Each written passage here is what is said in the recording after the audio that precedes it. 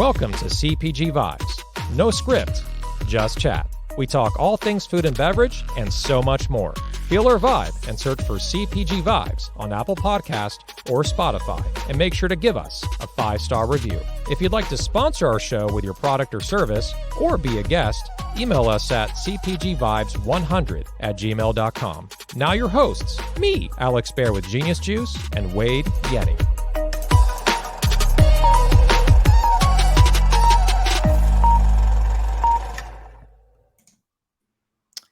All right, welcome to episode 74 of CPG Vibes. We're on the eve of the eve of the eve of the eve of July 4th here. This is Friday, June 30th, one day before July 1st, for those that are counting. Wade, how you doing, buddy? I'm doing good, man. How you doing? Doing really good. We haven't done this in a while, but I have a reveal because I have this shirt. One of my favorite comfortable shirts here, which is Credo. Nice. The plant-based dip that's now available in Sprouts and also Whole Foods, and I think some retailers out east as well. I don't know which ones, but I know that they're out there as well. So yeah, and then going OG, wearing my Genius hat. I haven't worn this in probably 20 episodes, 30 episodes. So love it. Yeah. And we're at 74, which is 1 week shy of a diamond anniversary. 75. I had to look that up. The diamond anniversary, you said. That's right. Yes. Okay. Yes. So are we going to go to like a candlelit dinner to celebrate or what? No, we probably have to do it via Zoom, but we could do it. Yeah. I mean, there's some candlelight effects you can flicker, on a Zoom call. We'll make that happen. We'll have the background of like the New York skyscraper, like we're on some revolving tower restaurant or something like that. We got it planned out. We'll plan it out. Right on. And then also just big news, we have officially crossed over 100 5-star reviews on CPG Vibe. So we thank everyone. You guys rock. We love you. We rocketed from 85 to now 103 as of this morning. So super grateful. That puts us now the number 2 ranked CPG podcast right now in the US, behind just another one, those guys over there. Somebody. Massachusetts, those guys. Yeah. Well, and I was going to say something, we talk about giving the 5 stars and reviews all the time, but we don't talk a lot about subscribing or following. And that's important too. So if you haven't done that, as far as it's very same thing, you just go in and follow the show on Apple Podcasts or subscribe to the show on Spotify, whatever platform you're using. If you've already given the 5 stars, hit the follow button, hit the subscribe button, and that helps us out a little bit too with the rankings. So, let's see what happens, right? Absolutely. Yeah. Subscribe is great because it also notifies you when a new episode posts. So if you missed the episode live or you want to re-review, because there's all these gems, right, that I don't give any, but Wade gives a lot and our guest usually gives the most. You can re-review it. You can listen to it anytime you want. So all really, really good stuff. So now we have the road to 200. The road to 100 has been met. So we're one-upping Patrick Sinclair to road to 200. So make sure to now give us a review. Go on Apple Podcast. Let's get to at least 170. I think at 170, 180, we'll become the number 1. So seemed like a long road when we were at 20, but now we're at 100. Now we can do it again to 200. Absolutely. That's the first 100's the hardest, right? Exactly. It's like making your first million in business. Once you hit $1 million, you talk to any business, they're like, oh, once I hit $1 million, I just get to 10 million, like boom, or right overnight. They make it seem so easy, right? Like overnight, you can be a millionaire, right? Not the case. And Sandro will attest to that it's a hard road in CPG. He is our guest today. And before bringing him on, if you'd like to be a guest as well, cpgvibes100@gmail.com. If you'd like to sponsor our show, there's an introductory rate of $350. Usually it's $500. It's filled up for the summer at this point. Email cpgvibes100@gmail.com. We get your brand out to hundreds of people on here, thousands in Apple Podcast. You can promote your product, a new launch, a promotion. We'll do it all. We'll eat your stuff or face during the episode with your product, all that good stuff. All right. So without further ado, and I'm now pronouncing his last name correctly. I got, corrected pre-taping. So let's get some music on. I like this one. It's called Night Driving, because this guy, I feel like he goes out at night. I feel like the vibe, the New York thing, going to clubs. Sanzo, mixing some Sanzo with some alcoholic drinks. I see that this guy has that vibe. So we're going to bring on here Sandro Roco, the CEO and founder of Sanzo. How you doing, buddy? Hey, how's it going? I don't think I've ever had intro music before. This is amazing. Nothing but the best here. I love it. High production quality here at CPG Vibes. So, and I think it fits you really well. And it looks like you got kind of casual Friday shirt going on.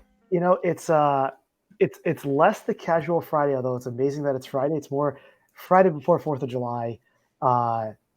It's just it's a good time in the business to take a bit of a breather and celebrate with friends, family, and it's just why not? It's and also I knew I was coming on here, and it's just like, okay, what are my CPG vibes going into 4th of July weekend, and how do I want to represent that? And I was like, yeah, this shirt's all of it.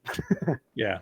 I think you picked wisely. You have a nice vibe shirt going on. Much more colorful and loud versus my hoodie that I've had for 20 years. And Wade has a black shirt with a logo on there. CTO. CTO. Okay, there we go. So yeah, man. So everyone, people know you. People know the product. And so, how are things going? Like, tell us any of the latest. I saw that you had some new packaging launch. You posted about that with a slice now that's on there, a little more 3D look going on. So just share with us, man. How are things going with you, and some tremendous growth? I'm sure there's a lot of stress, but also a lot of excitement.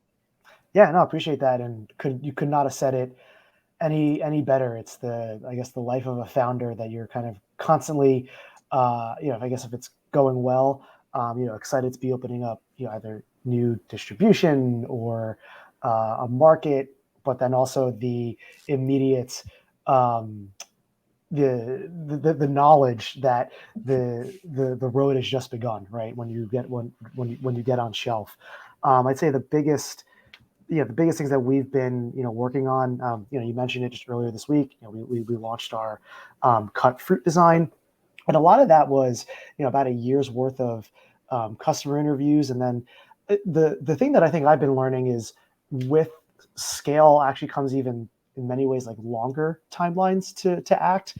I think in the earliest days, and look, like we're still early, but there are things that we could have changed on a dime. And in my head, the timeline for a change either hitting the market or the team could be pretty immediate feedback within a couple of weeks or so. Now we want to make a certain design change.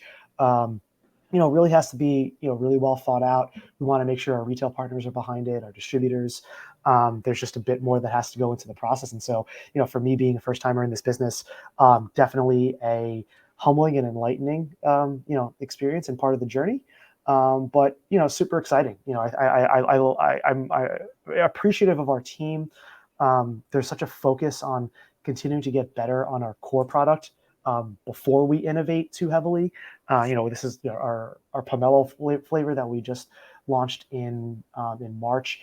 It's our fifth flavor, and we've only been in market we've been in market. We're going to hit our 4-year anniversary in July.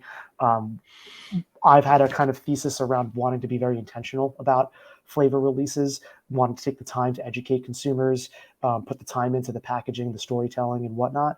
And I'm just very excited that the trade has and consumers obviously have gotten so behind the brand and behind our innovations. For sure. And I think one cool thing, man, is you're just meeting you many times in person. You're super humble, like for the success of Sanzo and how you guys are. I know the road is just beginning, right? Like this is the fun is just beginning. You're getting it on shelf now. You're getting more distribution, new packaging. What I've always really loved about you is how humble you are. You don't come across like, oh my God, we're crushing you. I've never heard I've never heard you say the word crush it, which I puts you really high in my book already, because I never liked that word. It's like overstating how you're doing. So I think you're really real that despite, there's growth, there's also a lot of growing pains, difficulties. Like how are you managing all these shelves with launching in thousands of new stores. Like, how do you get the team to manage it effectively, make sure that the product stays on shelf? Like, what's the strategy when there's growth that's really quick, like in 1 year? Yeah, I mean, the first thing is, and you mentioned it, it's really the amazing executional effort of the team. We did.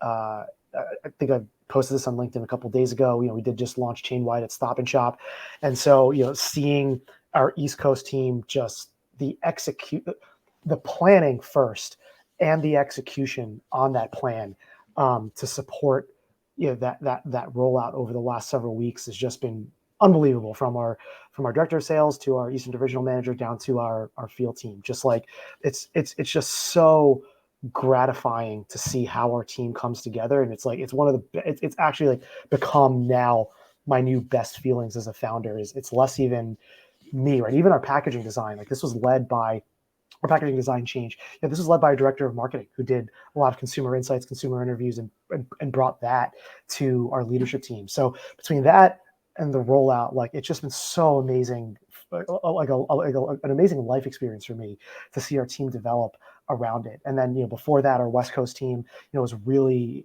it was a multi-month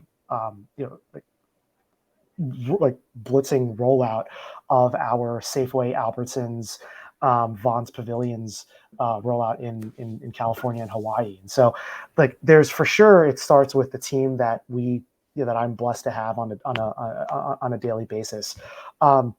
After that, though, look, like I think one of the lessons I'm also learning as a founder CEO is, hey, in the earliest days, our first authorization was Whole Foods Northeast. At the time, it was 51 stores in 2020.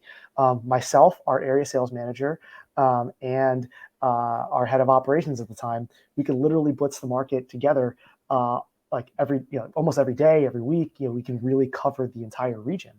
And the truth is, now.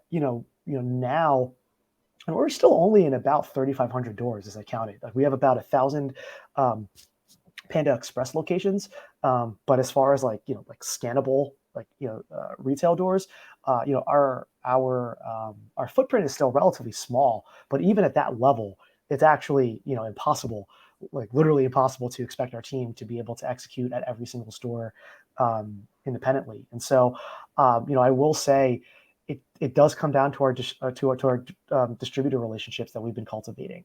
In the Northeast in particular, it's been we've worked with Rainforest up here, and then across a variety of chains. It's been really been deepening our investment in our relationships with Unify and KeHE, and our experience has been fantastic. Obviously, there's a lot of investment in time, effort, and resources into those relationships, but and we're still just very much at the beginning. But for the build that we're on, it's been it's been a fruitful relationship so far.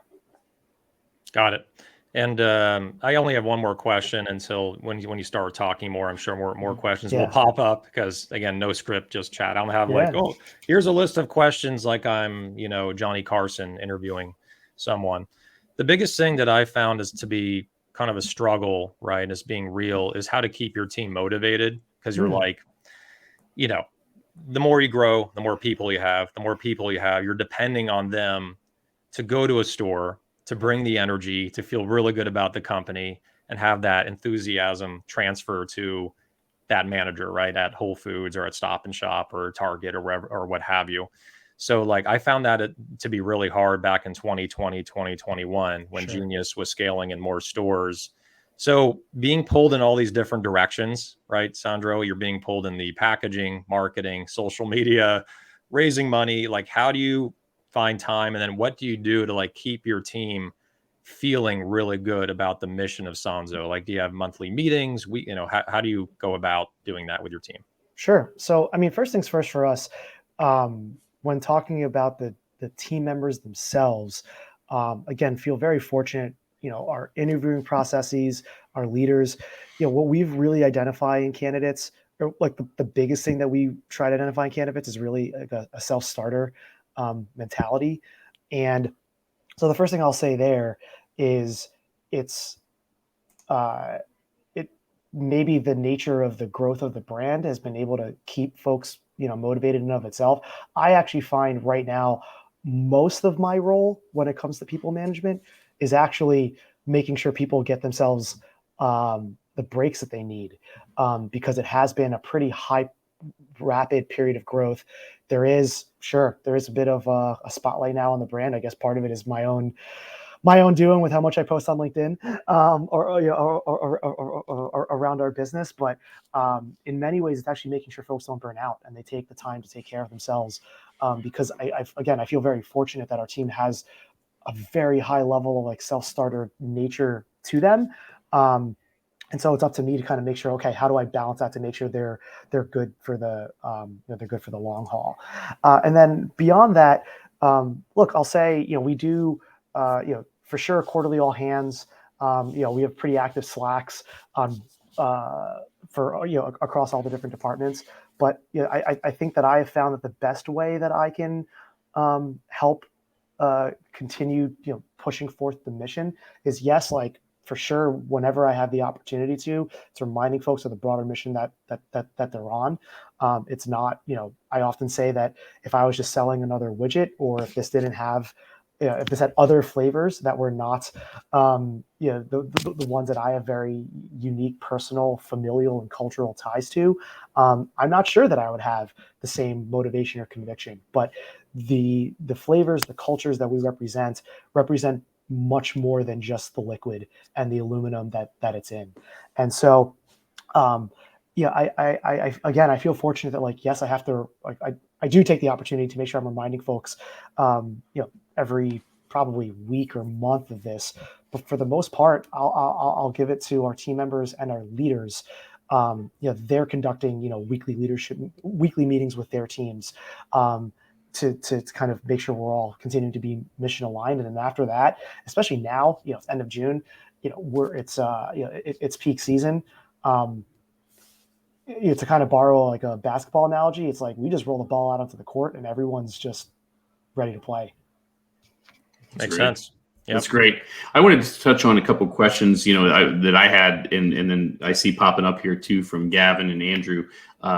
Sandro, as far as your team, if you look back, 3-4 years ago, you mentioned yourself and ops and whatnot, and blitz in the market. And can you talk a little bit about how you grew the team? What was your methodology for going from that core group, that small, intimate group, if you will, and building it out and where you are today?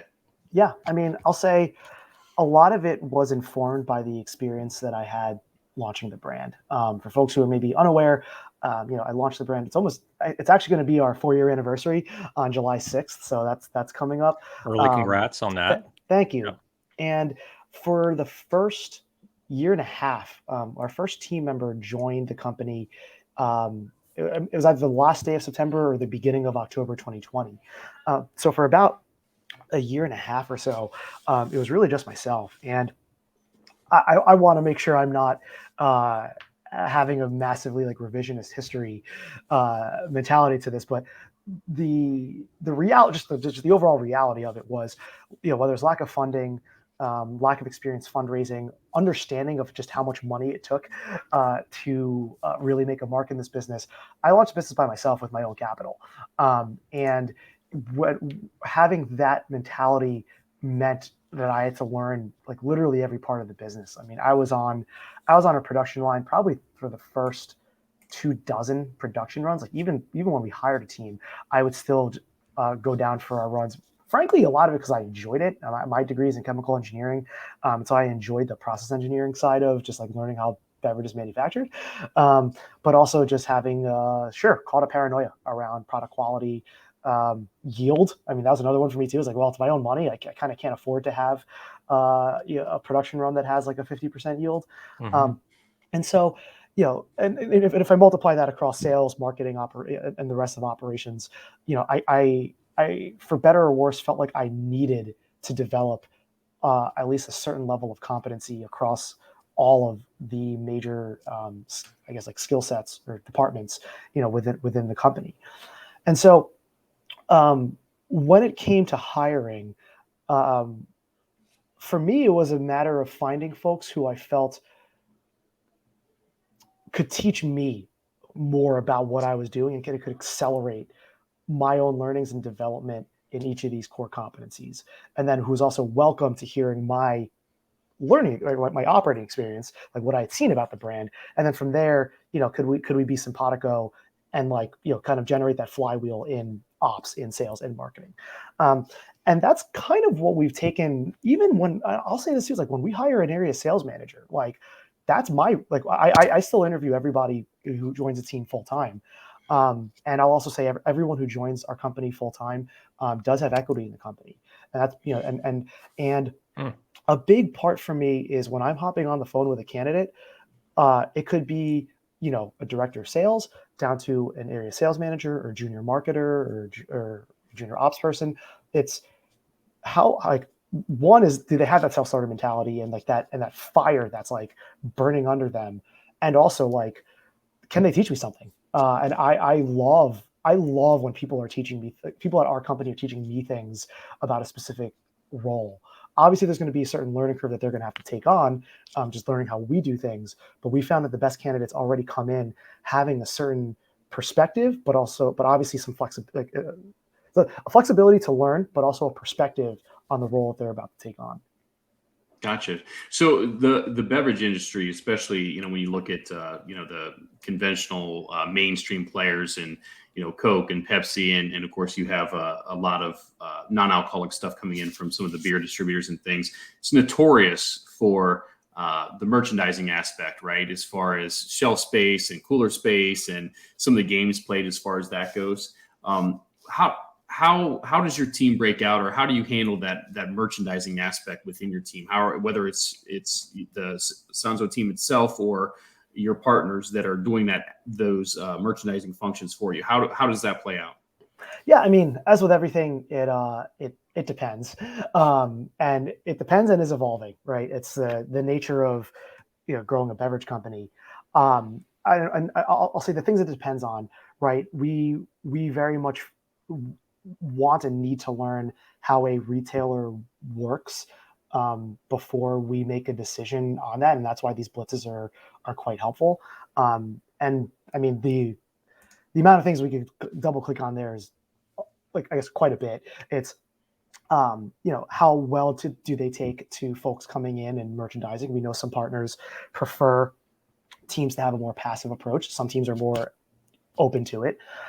There's the relationship between the distributor and the retailer, how much we can work with, whether it's our DSD or our broadline partner in that particular retailer. And even what we've seen too is in particular regions, there can be within the similar retailer, whether it's the banner or the region, there can be differences in that, right? And so a lot of it is, I mean, maybe the best thematic that I can say here is we go in always with a blank slate, and we go in to learn for ourselves. We're attentive, and fortunately, I think we've developed some friendships in the industry where I will ask folks how it's been, so that we have a certain bit of context. But then when we walk in, it's always a set of fresh eyes. How does how in our aisle or in our cooler for our category, how does this work for our brand and what we're trying to build and how we are trying to build? And so the ultimate answer ends up unfortunately being a little less perhaps actionable for folks, because it depends. In certain areas, we have field sales team. In certain areas, we're utilizing third-party merchandisers.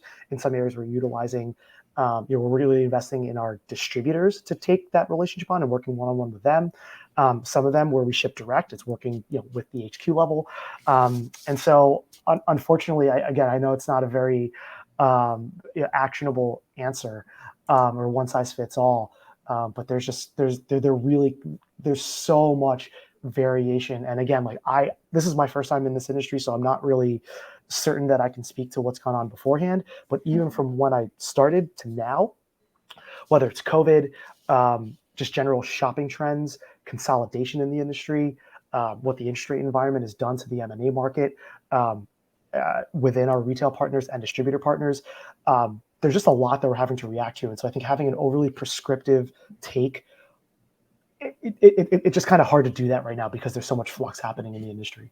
I think what the takeaway from me, and it just goes back to what I say is people are calling on me from sales is exactly what you said. It's not having a cookie cutter approach, catering that approach, whether it's merchandising, whether it's a sales pitch, to the retailer you're calling on. Right, to your point, some don't want people in there touching products, some do. Some want that support, expect that support. So if going into it with a clean slate, in your words, and just going in with a new set of eyes, and kind of working that approach to what you're going to make a lot of friends that way. So kudos for that.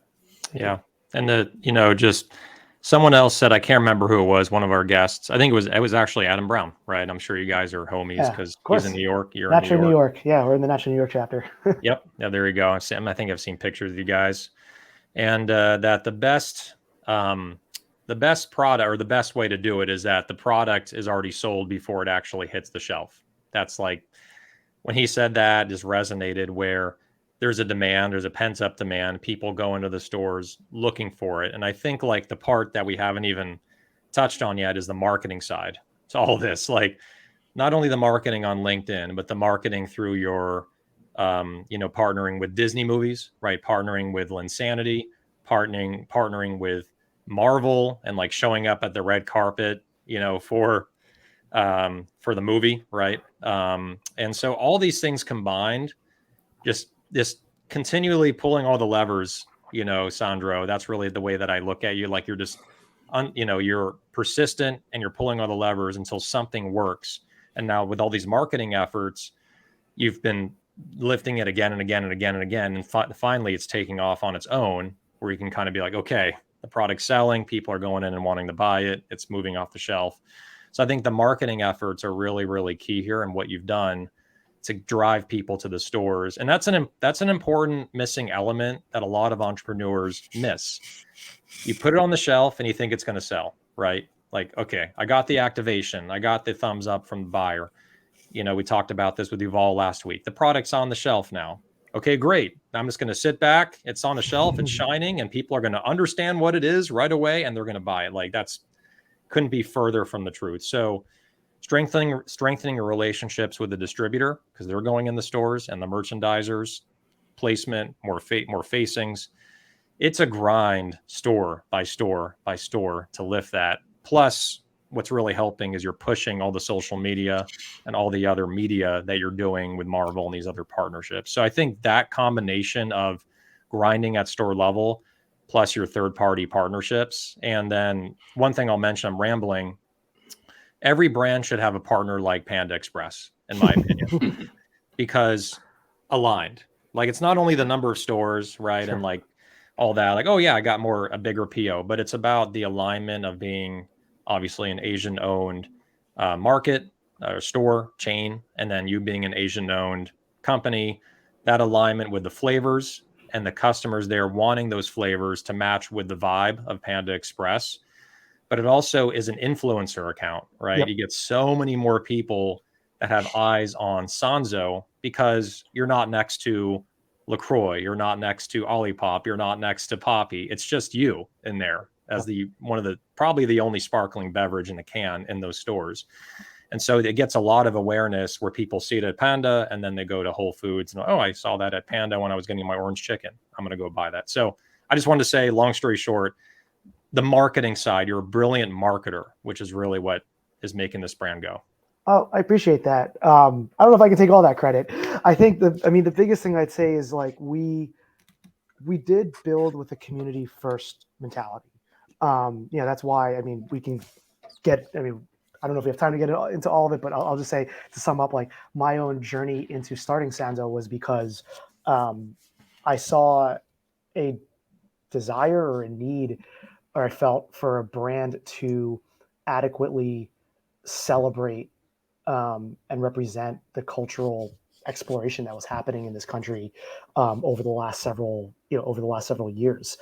And again, it's like some of these things, and again, I very much appreciate the compliment. I think that if I'm trying to be as honest about it as possible, I think there are certain things that you can map out and be and try for in the business, and then there's some things that, if you're going down the right direction, some people come and find you, And I think fortunately, our community, specifically in this case, I'll talk about like our Asian American community, has like really come out to support the brand. I mean, we were barely a year and a half old brand when the Panda Express team came to us and asked whether we'd be interested in selling in their stores. And that pilot program was about a year to year and a half, and so much of it was, hey, we want to make sure we're growing in conjunction with your distribution. Can you handle this business? How many stores can you take?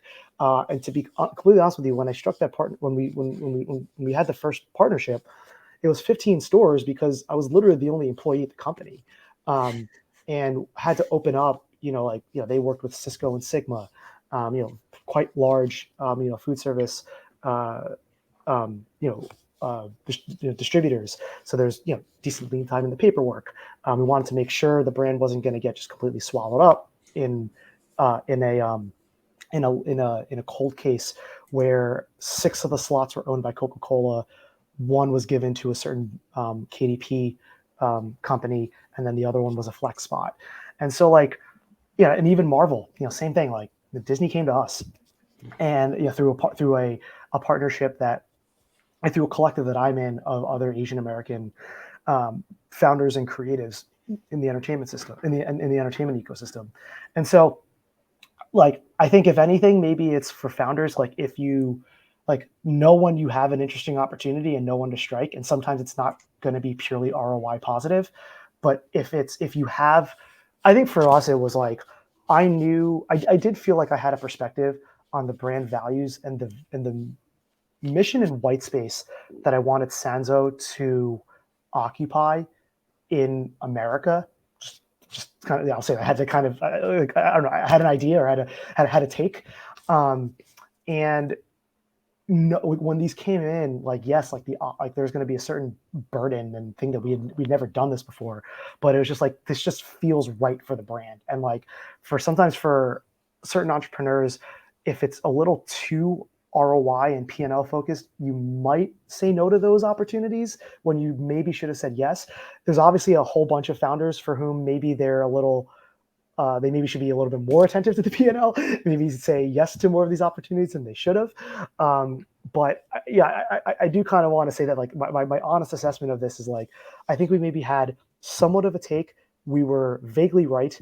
And then fortunately, the community really came out and presented us with opportunities that I think for myself, I was like, okay, I kind of just have to take this shot.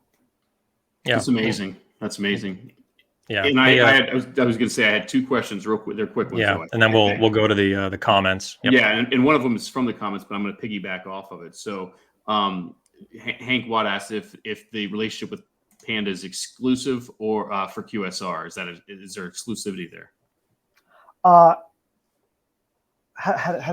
guess how does that, is the Panda relationship an exclusive one for QSR? Meaning can we sell on other QSRs? Yes. Yeah. It's not exclusive.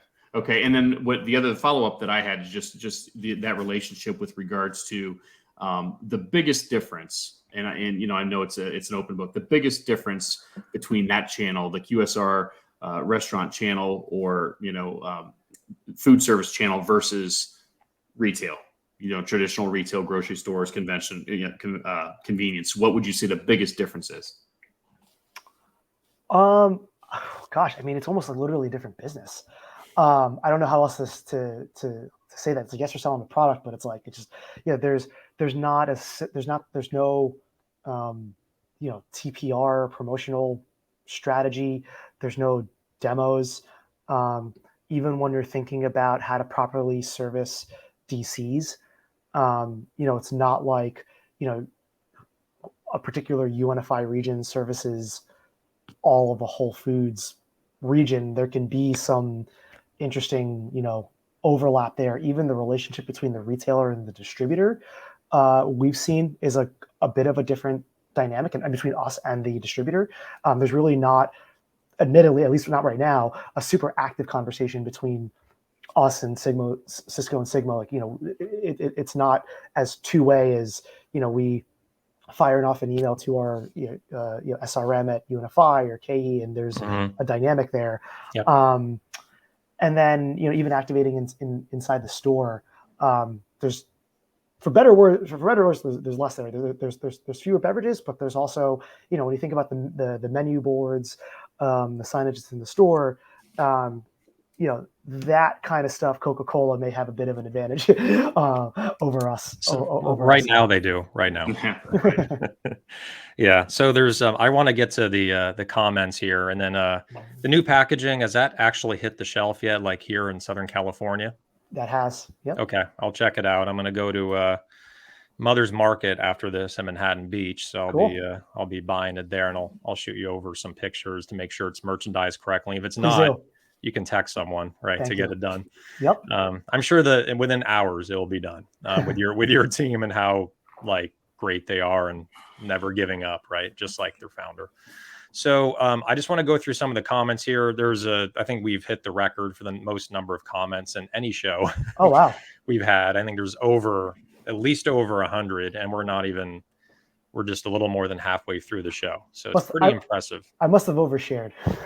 Yeah. Well, this is what's cool and what's going to help us, Sandro, is that people are going to re-listen to this because you are firing off so many gems. Just it's like packed, right? It's like double the amount what's usually shared on the show. And so people are going to be re-reviewing it later on Apple Podcasts, which they will give us 5 stars for as well. And then go buy Sanzo as well on top of that. So some comments here. Victoria Walling, I love Sanzo. Make sure to get every time I go grocery shop. This is from like 25, 30 minutes ago. We have deep breaths. Bilal Sadiq, love the brand, love the product. Kenny Hausman with Foodland. I think you guys are in Hawaii. You mentioned you expanded to Hawaii. Love Sanzo and the way the brand has been built so far. And I really recommend the book Tribes. I can't remember the... Seth Godin? Seth Godin, yeah. Just about building tribes and they're going to be so devout and one person, buying 10 cans a week versus 10 people buying 1 can a week. That's what builds brands, is that velocity at stores. Yeah, my biggest thing with Seth Godin, I can't remember whether it was in Tribes or just a talk that he had given, was the idea of especially for brand marketers, we often, I would like to think every brand marketer has seen the funnel, and I one time watched it. Yeah, I think I watched him talk, so maybe it wasn't in the book, but he had a cool illustration where he literally took a marketing funnel, turned it 90 degrees, and he was like, actually, marketing should be a megaphone. And I was like, that's so cool. I was like, that's pretty dope. Very, very memorable. I love that. Love that. Yeah. So some others, Hank Watt, he's been commenting a lot with Nature's Wildberry just on Shark Tank a couple months ago. 4 years, amazing. And then I guess Gavin had a couple questions. You've answered this, I think, in the form of other questions. So I'll keep going here. Let's see. Did you answer? We talked about that a little bit. We talked about that. We do not have 70, I'll say we do not have 75 employees. To that comment. Okay, that's good that we brought it up. How many employees do you have currently? Full time, we have 18. 18. Okay, and it shows you that with a great team that's passionate, you can build a brand with not having to have many employees, because each employee is putting their heart in and doing so much, right? Because they just believe in the mission, and that goes back to being mission aligned with the brand and the founder, which is what Sandro, I almost called you Sanzo, what Sandro has done really effectively to build his team up and be excited when they go out there every day. Distributor relationships are key. This is from Hank Watt. When you hit 3,500 stores, you can't hit individually each store. And I'll keep going. A couple more. This is Sean Berg commenting on Gavin's handsome beard, I think. And then Hank Watt, self-starting mentality needs to be balanced with built-in breaks. I wanted to ask you about just, with what you're seeing with Panda Express and the success there. It's pretty sweet, right? When you can do direct delivery, right, to their corporate, and then they have all their, or you have food service distributors and they just handle several hundred doors. Are you guys looking at, Sweetgreen, right? Olipop launched at Sweetgreen, right? That's a great partnership. So they got that. You got Panda Express. Are you now what? I'm looking at other QSRs that can be really good for Sanzo and a great fit. Are you, with everything going on with Stop and Shop and Target, are you also focusing on the QSR and food service market? Oh yeah, 100%. Okay. I think the biggest thing that a brand founder should be doing, and this is at day one and even now, is where are the parts of the business where there's organic growth, right? Um, where, wow, without us even knowing, someone ordered a pallet of product to their, to their store or office, right? And it's like, I think I think a lot of times there's like infinite choice of things that a founder can work on a given day, right? Sometimes, and again, bandwidth dependent, all caveats necessary, but like all things equal, I think sometimes founders will focus on the thing that's the hardest. That's like, whereas, especially from a sales perspective, it's like, no, if you double down on the thing that's organically going well, there's actually there's like more there that you can get, perhaps even a little bit easier. And you feel you feel better. You don't feel so defeated, right? Yeah, well, I mean, they're certainly psychological, but I would also say even from just a general growth perspective, like I think Right. it's like a growth mentality that I think I learned working in technology before was, and it's no different than than the idea of tribes, right? It's like if you find an initial tribe, like don't go away, don't just give them lip service and go away and find someone else. Like no, go talk to them, have them like go talk to them and all the people that they are friends with, and like build out from there. So that mentality applied to, let's say, just general like business growth, I think is a pretty, like, I don't know, appropriate one. Yep, absolutely. I wanted to move on here because we have a couple more minutes before we get into our prize giveaway with our sponsor, and also we're going to talk about V-Driven, our long-term sponsor, and we also still have stuff we love to get through. So we're working everything in and compressing it in Mhm. to a can of Sanzo, right? All this magic. So, question from Gavin. I just wanted to really touch on the fundraising side. How is fundraising? I know this can be a black hole here. How has fundraising gone so far, and what series are you on? Yeah, I'm gonna have to demur on that one. We talk about fundraising specifically when there's something to release to the public, and we have Sure. our ways that we prefer to do that. So sorry, Gavin, but I'm gonna have to uh, demur on that one. Gavin rejected. Oh baby, me and Wade, we get a lot out of that whenever that happens. So let's continue that. If you want to make fun of his beard at all, Sandro, go at it. Go at it.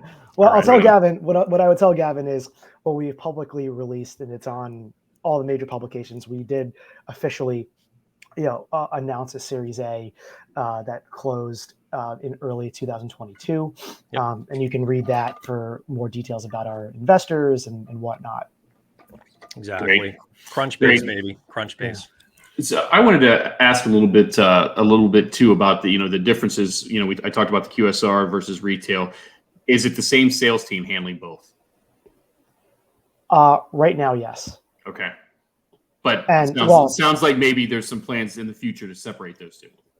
uh, we'll see. I know it's a little. I apologize for being a little shaky. It's something that we're working through right now, and I mean, hopefully you can kind of see how I work. Like we try to be trying to give you as honest answers as possible, but also when things are in progress, it's hard to give. I don't like to give in progress answers as we're thinking through a lot of the steps. One thing, just my perspective on it, is that a salesperson that can sell in the Stop and Shop that same salesperson can also sell into, whatever, a food service account or a QSR account.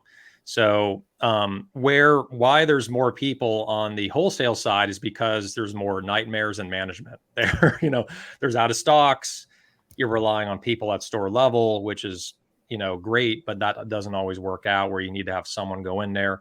Third-party merchandisers. There's a lot more push, making sure the TPR stickers are up, all these things on national sales and all this. So, but when it comes to food service, one thing I've learned, at least, we've sold into some food service, like different campuses, and we sold to Apple before up in Cupertino. Again, does it come in every day? No, but it's nice when it comes in. That, to me, at least my experience, correct me if I'm wrong, and you have a better experience than I do with Panda, less management, less micromanaging. You just get them the product on time, and then their staff, it's more integrated to get that kind of blasted out to each and every location. Is that the case? It's just less headache, easier to manage that relationship, or is it still have its struggles for QSR? How do I best answer this? It's a tough question. Well, it's because like, and I hate to say it like this, but like we're paranoid about our relationships. Like I I so value the relationship that we have with the family, with the people who are managing. So it's a family, it's a completely family owned business. So the folks who are working through, who work on our accounts. And so, I mean, we were just there 3 weeks ago, just like having a conversation for 2 hours about how else we can continue to partner with each other, grow the brand, grow the business. And so it's like, what I would say is like, it's just different. I don't think it's actually any less. And again, for better or worse, like we really view all of our retailer relationships and add food service here is like as a partnership. Like they've given us a slot that really in many ways should have gone to Big Bev, and we like desperately want to make sure that they're happy about that decision. Yep, absolutely. Hey, so Wade, we're gonna move on to our next segment here. So we're running out of time. I have a hard stop at 11. I'm not picking up barbecue stuff or something for July 4th. This is another meeting. So this is stuff we love. We'll make this super quick because we want to get to our sponsors and leave enough time for that. So Sandro, I've seriously almost called you Sanzo like 4 times. It's my own fault. Yeah, it's too close. It's too close. You're a Z away from being your own brand name, your name. So this is where we just share products we love. I'm sure you're familiar with that. So I'm just gonna do this one. They're national and Whole Foods, Urban Remedy. Turn this down a little bit, but I just love how they have their own. I think the Urban Remedy storefronts. I listened to the interview on BevNet with I think her name is Nika Pasquale. I think her name is right, the founder of Urban Remedy. That they have storefronts, and that was a struggle for them. A lot of overhead, a lot of gambling, hard to get people in the door. And I noticed that some of their stores were pretty slow, and so they've closed a lot of their stores. Urban Remedy does organic bars, shakes, ready to go, ready to eat salads and sandwiches, super healthy, 100% organic. And so they entered into a partnership. We're talking partnerships that are so valuable with Whole Foods, and that's where things really took off for them. And they have fridges, I'm sure you've seen in New York, in every single Whole Foods with all their items. And I am shocked that people are paying $9 for their Blue Magic smoothie, but the placement is so good and their brand is so strong. So I really love their protein bars. This is the sunflower butter, and then I also already ate it, so I can't show it, which is their the Sun Squares, which they debuted at Expo West, which were phenomenal. So anyway, that's mine. Wade, let's go to you and let's save Sandro. Well, I was gonna say I was gonna let him go because mine is gonna be a segue into a sponsor. Oh, okay. So yes. Sandro, go ahead. Gosh, shoot! I wish I had the can in front of me. But I'll say, especially now, I've been very much traveling a lot for work. Mm-hmm. And I love a good just cup of coffee. Like the coffee is my caffeine. I know there are amazing energy drinks out there, but I do love coffee. And so the newest, especially because she just launched nationally, with the Win Coffee Supply ready to drink condensed milk SKU, I think is honestly it's not going to be a Starbucks Frappuccino. I don't know if it's good. Time will tell whether it will be a Starbucks Frappuccino killer. But from a product perspective, I think it delivers all of the taste with much fewer calories, much fewer grams of sugar, and it's just absolutely delicious. And I guess it's a bit of a self-serving statement, but Sarah's one of my best friends in this business. I think she's done an amazing job building community, building brand. So yeah, Win Coffee Supply, their newest RTDs launched. I think in the April reset or the May reset, but yeah, it's just an awesome product. Yeah, I got to say real quick that I saw them launch about 2 months ago. The branding is so different from everyone else. It just has Nguyen, which is a Vietnamese, right? A Vietnamese last name. Mm-hmm. And so that's going to bring obviously the community of Vietnamese people. I wouldn't be surprised for those in California know this joke. In Garden Grove, I'm sure her sales are quite through the roof. Through the roof. Through the roof. All right. Wait. All right, great. And before I answer this, there's a question I saw pop up or a notification from Zara about there being a recording. Yeah, you can watch this again right here. You can just, after the show's done, you can go back and start it from the beginning, or early next week it'll be on Apple Podcasts, so you'll be able to listen to it there. But yeah, so Alex, I said I had a good segue, and I do. Let me put this in the chat. Our sponsor this week happens to be the stuff I love. I don't know if you can see that here. I'm trying. Look at that. Haskell. There it is.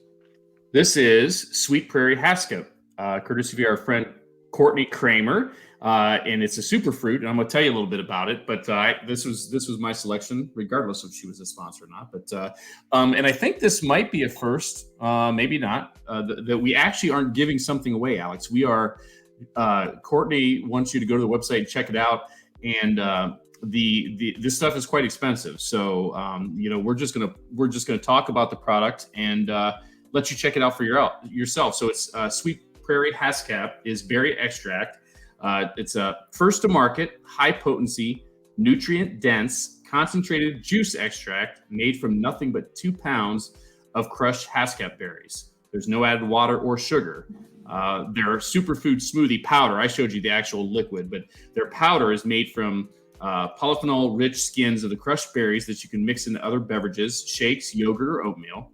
Haskell berries are an ancient Japanese tradition called the elixir of life. In Tibet, the berries and its leaves are used to treat heart disease, gastro issues, and malaria.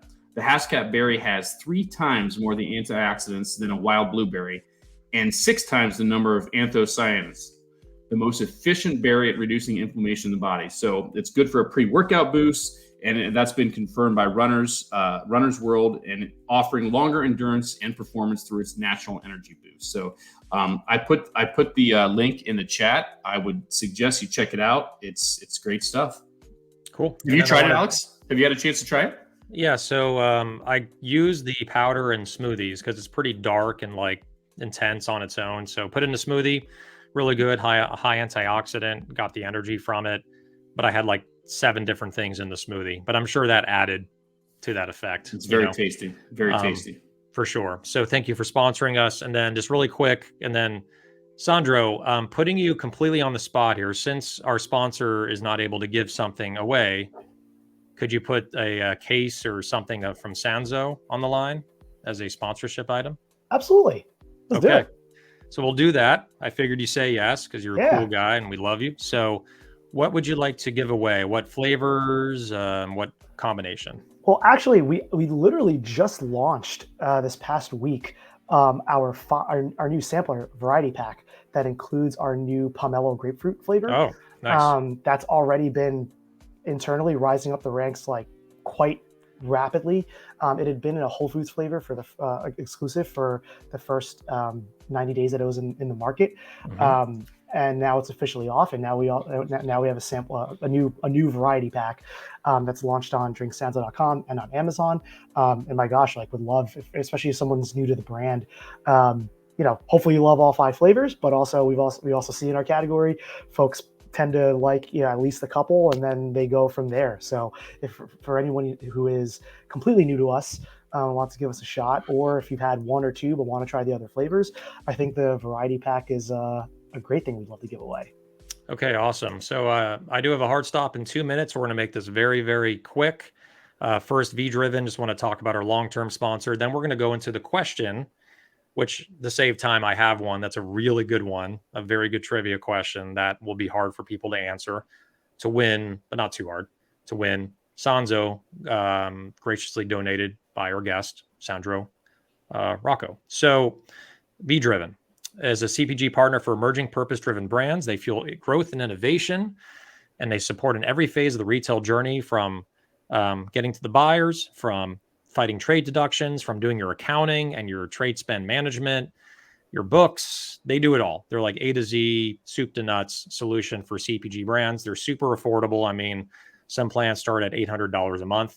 I mean, that's really freaking cheap for those types of services. So in the comments, it is in there, vdriven.com, VDRIVEN.com. And then we got Luke Abbott, if you can put that in there, Wade, Luke.Abbott at vdriven.com to reach out to the founder.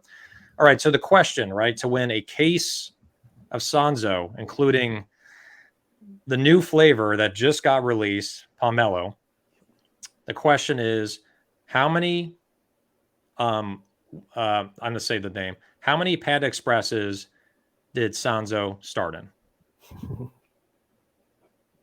It's a good one, right? You mentioned it once, but you talk fast, so it could have easily been missed, or someone didn't hear it or whatever. I'm sure actually people are listening though, so they heard it. These people are our followers and community. They're sharp. They hang on every single word here. And there's the answer. So Alu Angumbi is the winner. And 15 locations. Make sure to email cpgvibes100@gmail.com.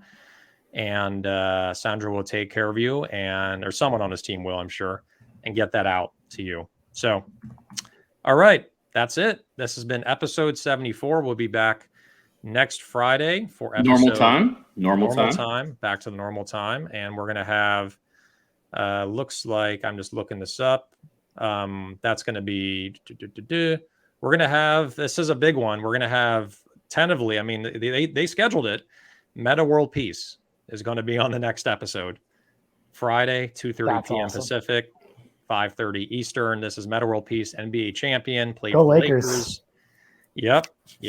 So he'll be on. He's an investor in Genius Juice and many other brands. His calendar is insane. So I'm just grateful that he fitted us in. So Wade, make sure to brush up on your NBA trivia if you don't already know it. Right on. All right. Well, Sandro, thank you so much for joining us, man. Always good to see you and see your success. And thank you for everything you shared with our community. Really appreciate it, buddy. Thanks, Sandro. Happy 4th, everyone. You too. All right. Take care, everyone, and have a wonderful weekend. As Sandro said, take care, everyone.